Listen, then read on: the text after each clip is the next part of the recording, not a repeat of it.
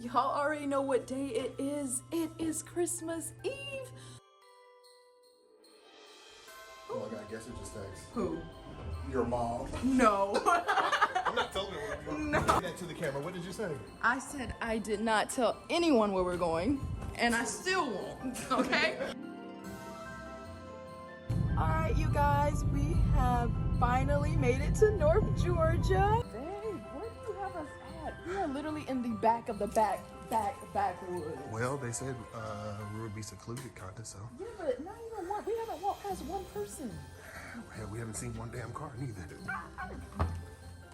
Holy shit. Whoa. Wait, babe.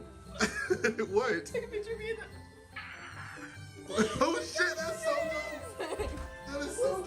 So beautiful. Holy crap. All right, babe. Okay, it is finally 11 o'clock, and we have to open Oh gifts. my god. Kim. Come on, one gift. Kim. Wait, what was that? What was what? Did you not hear that? Babe, we're in No, the no, backwoods, no, okay, of the Airbnb. I'm Which pretty sure makes it's an it animal. even more creepier. I'm gonna go out there my damn self. Kimberly, no, what the fuck you got going? Man, no, listen to me. I will call up there. Ah! Oh shit! Oh my god! Oh my god! No! What the fuck? Come on, baby, no, come on, we gotta fucking go. We gotta go. Christmas, only send on without end their joyful tone to every home. Hark how the bells, sweet silver bells, all seem to say, throw cares away. Ding dong ding dong, ding dong ding dong, ding dong ding dong, ding dong ding dong, ding dong ding dong, ding dong ding dong. Ooh.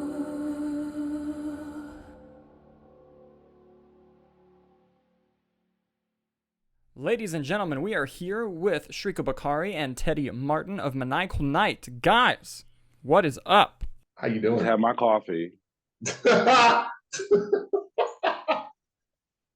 kind of tired, but I'm here. Good. So we're going to dive right into this one, guys. First of all, anyone who watches the show knows how much we love Shreco and his work. I've been involved with several of his projects. Amazing guy, awesome filmmaker. I cannot wait to dive in and ask Teddy some questions.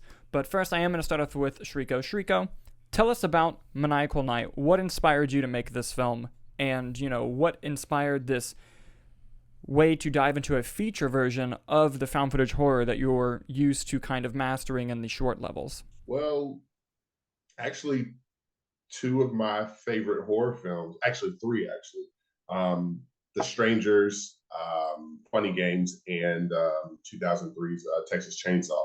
And when I saw those films when I was younger in high school, it scared the crap out of me. I was like, holy crap, like I've never felt terror like that. And still at 30 years old, years later, I still feel the same way, if not more. So I said, I've always wanted to make something on that level, but kind of combine them together and put them into a found footage form that gives it a first person perspective, if that makes sense, to make it seem like it actually really happened or things of that nature. You know how found footage is.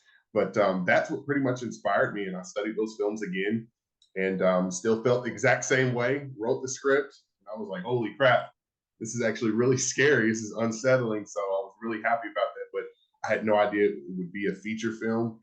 I said it's going to be what it's going to be. And it ended up being a feature. And it's so far so good. And I'm really proud of it so far.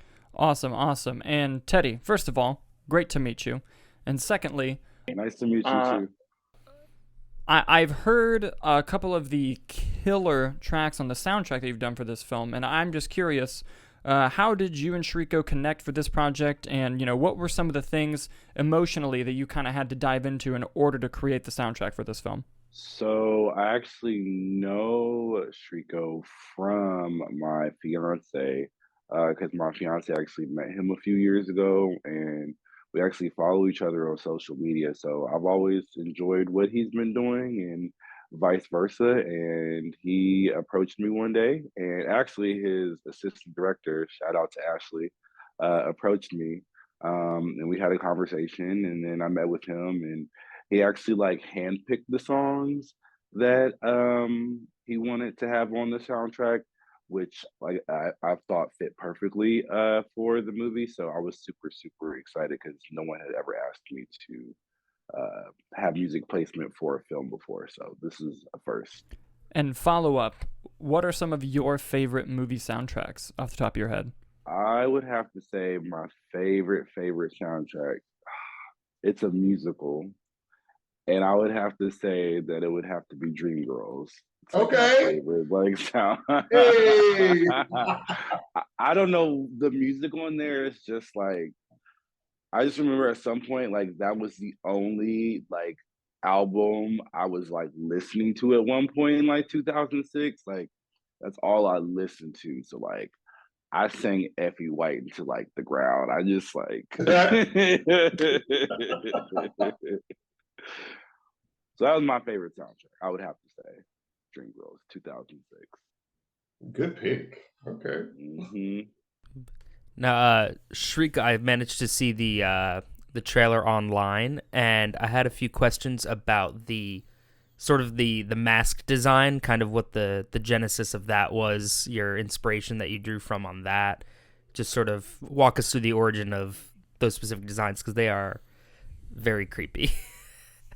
Thank you. I wanted to, if I'm going to have a story that's going to stick with people, you know, not everyone's going to like the story. Not everyone's going to like the movie. You know, that's just with anything you do. I'm pretty sure you guys know that from being entertainers and things of that nature yourself with the show. You know, not everybody's going to approve it, whatever. But you do it because you love it. You do it because it's something that you truly are passionate about. So I'm passionate about making this terrifying, but I'm also passionate about making sure that the masks mimic and kind of give an overall view of what you're going to feel in the story. And I think I hit it right on the head. I said I wanted the female antagonist to be the most terrifying because I want her to be unhinged. I want her to be psychotic. I want her to be someone who just doesn't care about life. She just cares about getting things done. And sometimes that may be the right way or it may be the wrong way, depending on who you are. You know what I mean? Just like Thanos, you know, depending on which way you're looking at, if he's right or if he's wrong. But for the male antagonist, I wanted him to be somewhat of not a leader, but someone that if you look at him, you're like, holy crap, okay, I don't want to be around him. He's not as scary, but he's very intimidating. And that's what I wanted that mask to draw intimidation, like Dr. Doom. You know, Dr. Doom's mask is very intimidating, but when you hear him speak, you're like, oh, he's very intelligent. Oh, he's this. Oh, he's that. But the first time you look at him, you're like, holy crap. I got to make sure I say the right things around this guy because I don't know if he's going to chop my head off or stab me in the heart or whatever. But like I said, I wanted the mask to resemble what you're actually going to feel. And I think I did a great job with that. Yeah, no, definitely. They were watching the trailer. I was like, "Ooh, I don't like this," especially with like the long hair coming out. I was like, I also wanted to ask if there was any significance that you can reveal or the decision to make it set during the holiday season. Yes. I've always wanted to make a holiday horror film, whether it be set to Halloween or Christmas, Thanksgiving, Valentine's Day, whatever, you know, and we do have a lot of holiday horror films set during the Christmas time, but we don't have many that are, I guess, at the forefront. We see a lot of Halloween or Valentine's Day type horror stuff. So I wanted to take a stab at setting this during Christmas because, for one, Christmas is time for love and family, and as the trailer says, vacations and things of that nature. And what better way to make this even more unsettling than to put it in a time where it's supposed to be for cheer and positivity and laughter and love, and slice through that with horror and terror. So I think making it setting it during the Christmas theme made it 10 times more terrifying than it would have been if it was just a regular day. So a question for both of you that I want to throw out there. is, obviously making a film, especially of this magnitude, something that could be a feature film and ends up being one. With that comes a lot of challenges. What were some challenges that both of you faced in the process of this film? I think the biggest challenge I faced with this film was post-production. That was the first. Usually it's during production where I catch hell. But this time around, production was smooth. It was very smooth. It was nice. It was really nice. It felt good to have a smooth production for the first time. But then I'm like, okay, everything's going really well. What the hell is going on? Then here comes post-production with all this technology craft and color grading and sound and exporting and all this crap. And it gave me hell, complete hell. And I was to the point where I said, forget this, fuck this. I don't really care anymore.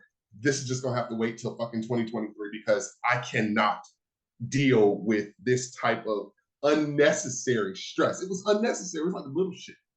Little shit. This clip couldn't export. Oh, your whole film couldn't export because of this one little sound bite right here. What the fuck? Are you serious? Like it was that frustrating. And I had to realize, I was like, well, this film is must going to be kick ass because I'm going through a lot of post-production hell with this shit. But I think that's the only challenge I really had with this film. The actors were great. The story was great. The timing with everything, the itinerary. Sometimes we started late and finished early, or things of that nature. It was a great time, but post-production was really hell for me for the first time ever. So that was my challenge. I think for me, the challenges is not being able to necessarily tell people what's in the movie, because it's something like when I sat down and watched it, it wasn't something that I was expecting. I was expecting it to go one way, and it did not go that way I was expecting to.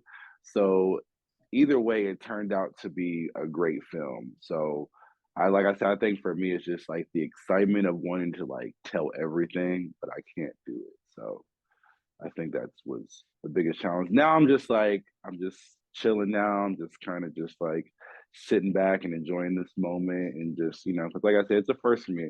I've never had anybody say, hey, I would like to place your music in my film. So like I said, for me, it's an exciting time. So I'm just kind of just chilling now. That's what Shreco, that's what you told me to do. You said just chill and enjoy this time, because pretty soon it's gonna do that. So you're the first person that I've ever worked with that actually took what I said to heart and actually doing it. You're trusting what I'm telling you, and that's what makes this whole thing worthwhile, is when you're making an impact on someone who truly appreciates what's been given. Even though they don't know the ins and outs of certain things, they're appreciative and they're thankful for what God has placed upon them. And that for me is all I need.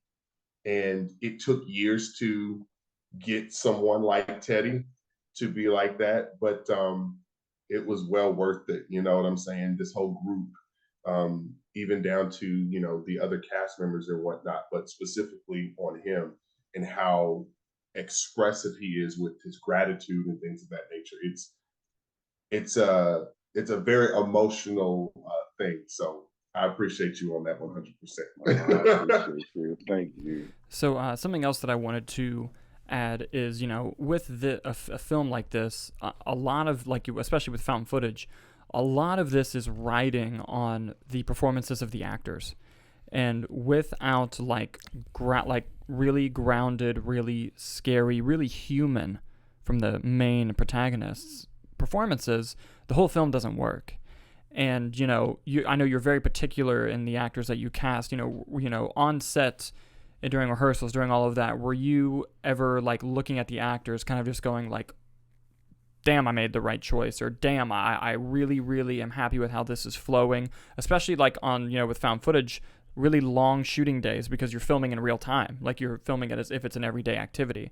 So, what was the on-set experience like with those actors, and how does that really ground the film in kind of a new way? Well, to be honest with you, this is the first time I have ever done a production where I truly said, this is perfect. And it scared me. But I had to go through a lot of challenges and setbacks and things of that nature to know who the right people are at that time, if that makes sense. I can't just automatically know. I have to do trial and error. And I'm pretty sure you and Nick know about that as well too. You don't know who you're working with unless you give it a try. And once you give it a try and you say, you know what, absolutely not, I can't work with their asses no more. Absolutely not. I can't do it. It was stressful. That's good because you know what you're looking for now. You know what you can tolerate, you know what you can handle, and you know what you're not going to put up with. You know what I'm saying? And for the first time ever, I looked at the cast that I had in front of me and I literally almost cried because I was just like, I've never had a more perfect casting. That almost 8 years I've been doing this. These people are respectful. These people are kind. These people are loyal. These people show love. They show gratitude. They express how much it means to them. They listen. You know what I'm saying? They ask questions. But the main thing is that they are respectful and they see my vision and they want to help me bring it to life. And they see the opportunity that is bestowed upon them and they don't take it lightly. I've worked with a lot of people who are not appreciative, who they see the vision at the time, but they're waiting on the fruits to come out. And I can't just work with people who are wanting fruits. I gotta work with people who are wanting to put hard work behind their craft to then receive the fruits as they come. It's inevitable. Fame, money, and all that stuff, it's going to come. You can't stray away from that. But the main thing is, are you doing this for the right reason? Are you doing this to better yourself as an actor or a human being and more, to network and to possibly, you never know, skyrocket you to the next level? And that's why I always tell people, you never know who you're working with. You never know who you are working with, and you never know where that person is going. So that's why it's very important for you to be grounded, for you to be understanding, and for you to do your research on that person as well. Because tomorrow I could get a call from Paramount and they're saying, hey, Shreco, we want to partner with Foreman Empire Productions. Let's go ahead and give you a four deal look for content for Paramount Plus or whatever the case may be. You never know who you're working with. You know what I'm saying? Just like I don't know who I'm talking to right now. Between you and Nick, you guys could be the next freaking. Not saying you're going to be Wendy Williams because she went from podcast to TV, but it's that same realm, if that makes sense. Tomorrow, you guys could get a call from Fox or CW or whatever, and they're saying, "Hey, we want to transform this podcast into a live televised audience freaking show." And I can say, damn, I worked with him. I liked him. He was amazing. And I never know what that can do for me. Because you're like, Shreco, let's go ahead and bring you on for A, B, C, and D. That's why it's very important to be kind. And it's very important to do trial and error. Never be afraid to cast people, even if you don't really have a great understanding about that person, but they have a great work ethic. Give it a try because you just never know. And if it doesn't work, guess what? You don't have to work with them ever again. Or you can tell them, hey, it's not working out. I'm so sorry. I don't have to go into detail and explain anything to you. It's just not working out. So I'm very proud of the trial and error that I went through for those couple of years. And even recently with Riptides, that was not a great working experience. But I finished and I did it. And I'm appreciative of those people who came out when they didn't have to. But like my grandmother always told me, just because people come out and support you doesn't mean they're truly for you. And the only way you're going to have to figure that out is if you try. Because like she always told me, insults come in the form of jokes and smiles as well. So you got to be careful. But yeah, man, this is the perfect cast. This is perfect people, even down to production side. So I'm really proud of it, and I'm thankful for it. You know, that very nice, nicely put, and thank you for the compliment on potentially being the next Wendy Williams. That was actually in my contract as well. That was my. He sat me down for like a 5-year goal, and I said, Wendy Williams, that's me. Not playing with you. Can you go in at all to the sort of what the rollout process is going to be like for the film? Kind of where you're expecting release-wise, when it's going to be done. I know you're in post, you said. Right now, we are in review stages with specific critics and whatnot. And so far, so good. We're not expecting everyone to like the film. Not everyone's going to like what you do. But it's the fact of the matter that you put it out there, regardless of what feedback you get, you put it out there. And if you're proud of your work, that's all that matters. If the audience likes it, that's great. If certain critics like it, that's even wonderful, even more wonderful. But we can't focus on like the negativity and things of that nature if it does come. But this is the first time I've ever put a film that I've done out into a quote unquote review stage with people from Dread Central and certain Rotten Tomato critics and whatnot. So it's a scary deal, but it's also a deal that it needs to happen, because I have to get prepared for more things like this and bigger things like this as well. We are currently we've just started our film festival run for 2023, but we're starting it now. And our first film festival that we got into is the Shockfest Film Festival out in Las Vegas, Nevada. And that is one of the nation's premier horror festivals. And it's very challenging to get into, and it's very challenging to get screened, and it's very challenging to even get nominated and win.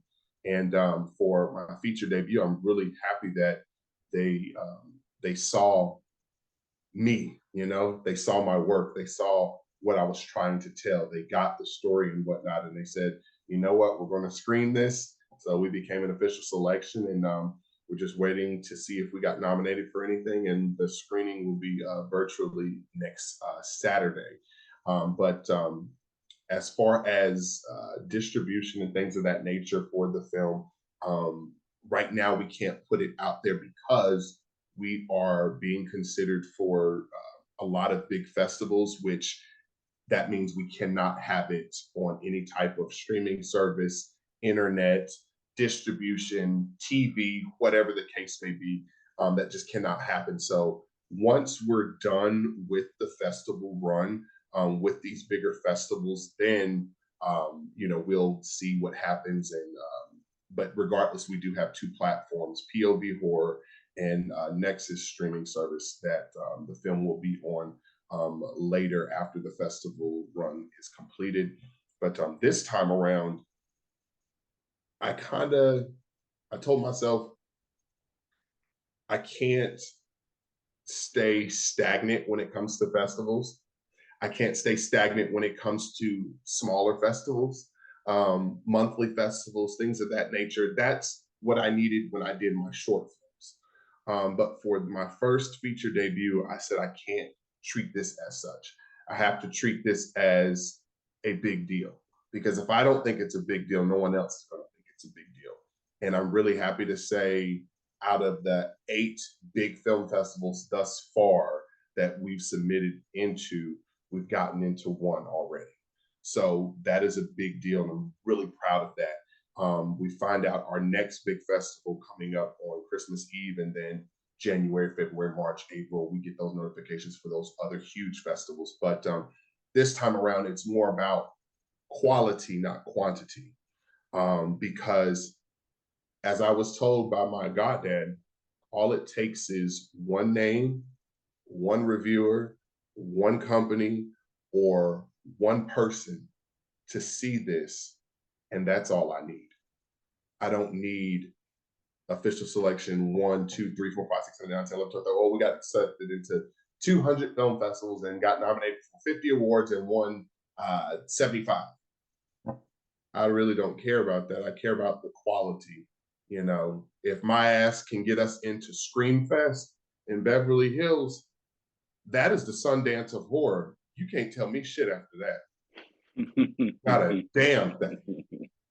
Bitch, you mean to tell me I'm going to be screened at the Chinese TCL theaters in Hollywood at Screamfest, where they picked up Paranormal Activity, where they picked up all types of big horror films? You know what I'm saying? You know, you can't tell me anything if I get into the American Black Film Festival in Miami Beach. You know, that's that's the Sundance for African Americans. You know, it's a big deal. You know, it's more so about the quality this time around than the quantity. And so far, so good. So I hope people, when they see that these are at these big festivals, that they, you know, come out or they watch it virtually and, you know, just get ready because it's going to just get bigger and bigger from here. I know I'm on the right track with the right people now. So I couldn't do this before because I didn't have the right people. But now that I do have the right people, I can do these bigger things and take bigger risks and do something that I've never really done before that I've always wanted to do. And I'm really proud of that. That's awesome to hear. We can't wait to see it for whenever we get the chance to. And something that we'll close with this, because this is a question I ask everybody, because to me it's the most important question, and this is open to both of you, both as a musical artist and as a filmmaker. What if, you know, you're looking at somebody who's never watched the film before, you're about to click play on it, what's the one thing you hope that person takes away from the film? I hope that the person sees the power of God and what he's done for me. I hope the person sees the hard work that God has allowed me to do. I hope they see the blessings that he has bestowed upon me and my team. I hope that they see him through my talent, because at the end of the day, I can be the best filmmaker in the world and have the most awards in the entire world. But at the end of the day, I hope they see truly what God has really done for me, because I've been through a hell of a lot when it comes to filmmaking and trial and error. And these 7 years have been very challenging, but worth it because it got me to Maniacal Night. So I hope that they take away the positivity in this, and I hope that they take away that, you know, man, this motherfucker has really worked hard for this shit. Hey, I've never seen him do a feature, and this shit is actually really good. You know, regardless of whether you like it or not, right? I hope that you take away the hard work that has been put into this and the dedication. You can see my passion and my drive into this, and not just watch it as just a regular movie, but a huge passion project, if that makes sense. Because a lot of people have done a lot of great things in this, from Gray down to Cicely, Ashley, everybody, you know, Teddy with his music.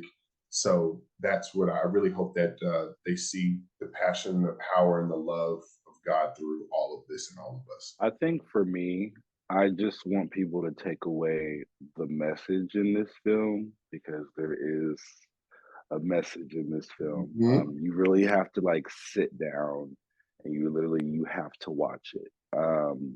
So for me, of course, I'm gonna say I want people to take away that they also enjoy the music, but I really want people to take away the message that's in this film. So whoever is gonna sit down and watch this, pay attention. Trust me, just pay attention because it's a message. And like I said, I'm always for those in films. I always like a story, and this tells a story. Um, and I'm a big horror person too. So I was, like you said, I was honored that, you know, Shreco asked me to do this. So I'm still enjoying the moment. There's many more moments coming. But yeah, for me, like I said, I want people to take away the message that's in this film. Well, thank you guys so much for coming onto the show. We cannot wait to see Maniacal Night. Everyone who's watching, please go to the description to see where you can find links to the social medias, to the music, to everything involving Maniacal Night and its upcoming festival releases. I'll even leave a link where you can buy tickets online to watch the film digitally. Guys, again, thank you so much for being here. It was an honor to have you guys again. All right. Thanks. Thank you. Thank you. Best of luck with the festival run too. Congratulations on the first one there, and Thanks, I'm sure there's man. many more to come.